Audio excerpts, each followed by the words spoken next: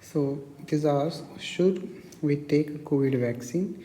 And we have to answer this by using a model which is called as prisoner's dilemma. So here let's consider person 1 and person 2. Person 1 takes vaccine, so takes vaccine, does not take vaccine. Similarly, person 2 takes vaccine, does not take vaccine. Now we have our matrix ready.